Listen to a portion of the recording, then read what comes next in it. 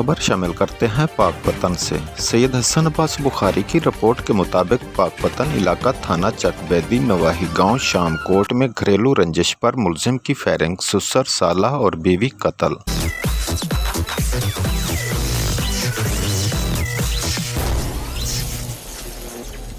Sting test का झटका।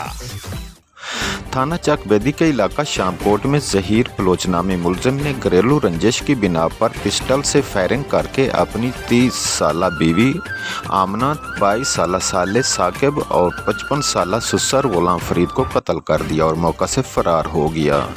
वकुआ की इतला मिलते ही पुलिस की भारी नफरी जाय वकुआ पर पहुंच गई। क्राइम सीन यूनिट और फोरेंसिक लैब की टीमें भी जाय वकुआ पर पहुंच गईं।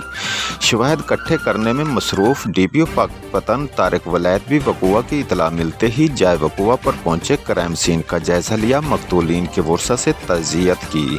डीपीओ पाकपतन ने तौर कत्ल में मफरूर मुलजिम जहीर की गिरफ्तारी के लिए एसडीपीओ सदर सर्कल की सरबराही में टीम तश्कील दे दी।